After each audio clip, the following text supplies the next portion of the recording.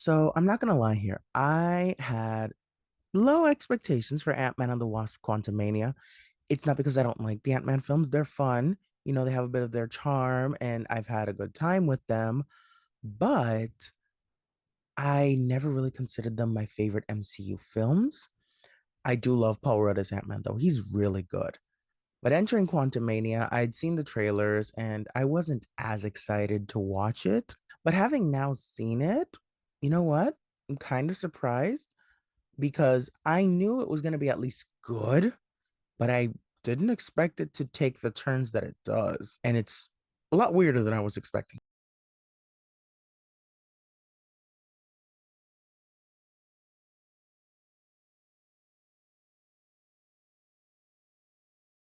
Welcome back to For the Agenda. If you're new here, welcome. My name is Huang, and on this channel, I essentially watch mainstream content and let you know if it's worth your time because your time is valuable and no one should tell you otherwise. First off, happy 2023. I hope you're doing well, and I hope you are having a great year so far and that it stays that way. It has been a minute, but your boy is back and he's ready to make content. I have a couple of reviews coming up this week of films that I have wanted to talk about for a bit, and maybe a special video involving the halftime shows. Stay tuned, we'll be up this week. And you know what? We're going to kick this off, and we're going to start off by reviewing Ant-Man and the Wasp Quantum Mania. This is the third film in the Ant-Man trilogy, and I gotta say, the Ant-Man films, while they're not my personal favorites in the MCU, they don't rank high on those MCU ranking lists for me. But I will say they have been fun. I have enjoyed them when I saw them in the theaters. Have I revisited them since? No. But I didn't have a bad experience with them either.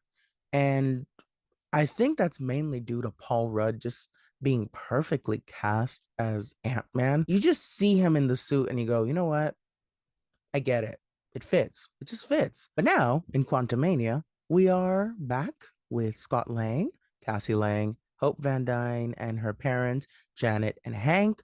And in this film, they find themselves exploring the quantum realm and they're interacting with these new creatures and they're strange and these new cultures. And they're going to embark on this adventure that is going to push their limits beyond what they think is actually possible. So I'm going to be real honest here. Do you have to catch up on all of the MCU to watch this? I'll be frank with you. The last time I saw the Ant-Man films were in theaters. I have not revisited them since their original release. I like the first one more than the second one personally. For a moment, I thought I had to binge all of Loki and the Ant-Man films to understand this. And I know you're looking at me saying, how have you not seen Loki? You are a Loki fan. I'm sorry. I haven't seen that show either. There's a lot of content for me to catch up on, but after a while, there's so much content out there that just feels overwhelming and you just never get to catching up on anything. Yeah, hi, that's me. I'm actually thrilled to report that you don't have to do this huge marathon to understand the film. You can if you'd like. You could if you like. You could rewatch Ant-Man 1 and 2 and binge all of Loki to understand everything. But I will say this film actually does catch you up to speed. If you've at least seen Endgame and you know about the blip, and to be honest, let's face it, who hasn't seen Endgame? Then you're good. Since it kicks off phase 5 of the MCU, you can tell that they wanted to make a film that made sure everyone understood the film and that everyone understood what it meant going forward for the MCU. So while I'm happy I didn't have to binge a lot of content to understand Ant-Man, I will say it was a fun time. Yes, I thought the visual effects are great in terms of the world building when it comes to the quantum realm. I thought they looked, they looked pretty nice. They didn't look rushed, which is great. And I will say the film had more stakes than I was expecting, which I was happy about. I was glad that this film actually had stakes that would affect the MCU going forward. It felt like you can't actually miss this film because it's going to set up everything that's coming up afterwards. And that's great because you're always afraid of the Marvel movie or a Marvel project that if you don't watch it, you won't be able to understand what's going to happen next in the MCU, if it's all connected, or if there's separate stories that you could either watch or skip. But no, this one actually feels like going forward, you're going to want to have seen it to understand why things are going to happen the way they are. Now, I saw this in IMAX 3D. Now, your boy is not a fan of 3D. 3D after a while gives me a headache. I have really good vision and I like to keep it that way. And 3D just makes it feel like, My eyes are gonna get screwed soon. But I will say, compared to films from the past that have used 3D, like the original Avatar film or that 3D phase that happened during the 2010s, this film and Avatar: The Way of Water, I actually think have improved the 3D format and made it seem like less in your face about it and more of an enhancement to bring the visuals to life and to make you feel like you're part of the action and it's not just a cash grab. That I actually do appreciate about it.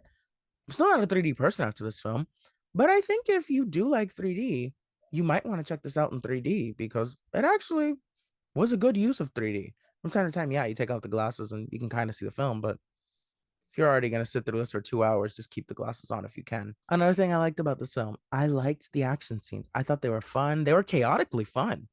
Sometimes, though, the camera work was a little shaky because I couldn't tell at one point. You could see the figures running in one part, but you can't really see it that clearly. And I'm not sure that's like that in the 2D version, but at least in 3D, it was a little difficult to see. I will also have to say that this film feels a little longer than 2 hours because they try to cram in so many elements into the story because it is the first film of Phase 5, but it felt either very rushed because they were just trying to get to everything, or as if those 2 hours just dragged on by because you kept just adding and adding and adding to things, and you're just like, all right, let's get this done. Let's get to where we have to get to. Let's get to the point already.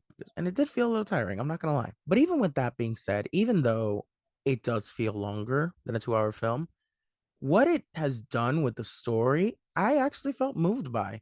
I really enjoyed the father-daughter relationship that we get to see here with Scott and Cassie. I talked to my friend about this film because he loves the Ant-Man films.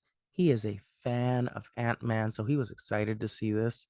And I had asked him if the father-daughter relationship was like this in the first two films. He was my guide if I didn't know anything or if I forgot to watch something and he was going to point it out for me. But he had more or less told me that the relationship here that was built from the last two films really comes to fruition in this third film. You do see that. You do see them bicker. You see them banter like a father and teenage daughter would. You have Cassie this time around who wants to help save the world. She wants to spend time with her dad. She wants to be her own person, but she also is being held back because Scott has lost so much time because of the blip. He missed out on so many moments with his daughter. So he wants to just relish in time, save those moments, and just enjoy their time together as a family instead of having, to always be on the go, being a superhero. So I really did appreciate seeing both sides and really seeing how they do come together to help each other. And you also see like some of these walls come down throughout. And it was honestly really heartwarming. Michelle Pfeiffer. Wow. She shines here. She was badass and she really proves that she still got it. And someone else who really got to shine in this film was Catherine Newton as Cassie Lang. Cassie Lang was such a good character. She was excellent. She really brought the character to life and she brought an edge that made you want to root for her and made you want to see more projects with her, which is great. I asked my friends if this is more of a comics accurate representation. He said yes, and I trust him on this one. So if he's saying it's a comics accurate representation, I think a lot of people are going to like Cassie Lang. Now, the real reason to see this film, the highlight, is to see how this film introduces Kang into the MCU, into Phase 5, and the highlight is, of course, Jonathan Majors' performance as Kang. He really sells it as Marvel's newest villain, and he gives us a memorable performance. He acts circles around everyone. He is just so good. He commands your attention and he holds it throughout. It is just fantastic. And finally, in terms of the casting, Paul Rudd, he's America's sweetheart. We all love Paul Rudd. His character this time around, though, I will say, it had more depth because he felt like at any moment he was going to lose someone or lose something. And that meant the end of their time together. And he was funny when he needed to be. I thought a lot of his jokes landed, but he really elevated the character with the serious moments. And I thought it was great. I thought he was great. No one else can do this character like Paul Rudd can. Like, he is perfect casting. With that being said, the casting all around is good. However, one character I simply did not care for, did not enjoy was a slight spoiler, but if you've seen the recent trailer, not that much of a spoiler. You know this character's coming. So, fair warning. MODOK? I'm not a fan. I did not like MODOK at all. I'm sorry, but it didn't feel necessary to the story. It just felt like extra. It's one of those things that they just kept adding and adding and adding. There's a reason for him being there, I guess I could say. But for me, just didn't connect. It was supposed to give, but it did not give what needed to be gave to the highest of giving, if that makes any sense. I think MCU audiences might feel a little divided on MODOK because either you're a fan of MODOK and you might like that you actually see him in this live action adaptation, or you're just like, why is this character here? Because the film itself, it's kind of weird, it's kind of wacky, and MODOK just felt like one of those elements that they just sprinkled in there to be like, all right, let's add a little more wackiness and weirdness. I will say, you're gonna right away say that this film is probably heavily influenced by Star Wars. You're probably right. It's like the most accurate comparison I can tell you. It's very influenced by Star Wars. The humor in this film, look, sometimes it worked. Sometimes it got a couple of chuckles. It was very MCU. But some of the jokes just did not land. Like the writing was not as strong as it could have been. Let's just say that. The humor just wasn't as strong as it could have been. And I think that really weighed down this film. Also, there is a mid-credit scene and a post-credit scene. Both were quite good, but that post-credit scene, that was really good. Really good. You're gonna want to stick around for both of them. So overall, I'm gonna say Ant-Man and the Wasp, Quantumania. It was a fun time, and if you like a weird side of the MCU, you're probably going to enjoy this. What I really appreciated about this film was that it took some big swings and risks, and while not everything worked for me, the more I thought about it, it was still entertaining. So I'm going to give it that. Phase 5, I think, had a good start. You know, you see what they're setting up, you see some of the elements that they could explore, and did it all work? No. But some of the things looked quite promising. And I hope it's able to stick the landing for phase 5 of the MCU because what it's alluding to could actually be really, really good. My rating for this film is between a 6 and a 6.5 out of 10. It was a good time, but it is kind of flawed, I will say. Would I watch it again? Maybe down the line. Would I recommend you see it if you're a Marvel fan? Yes. If you are really excited to see how Phase 5 kicks off, if you're an Ant-Man fans, absolutely go for it. But if you're hesitant and you're not really sure if you're going to connect with this film, maybe you weren't that much of a fan of the first two Ant-Man films, or the trailers made you quite skeptical about the quality of this film, this film's not going to be for everyone, but if you do want to check it out, if you're at least a little bit curious, I'd say you could give this a whirl as a matinee. See if it works for you, see if it doesn't. So that is my review of Ant-Man and the Wasp, Quantumania. Thank you for watching. If you like this video, you can hit the like button and subscribe. I'd greatly appreciate it. And you can follow me on Twitter and Letterboxd at Leading Mohicans. And remember, regardless of what others feel about the things you love, it is always for the agenda. Bye.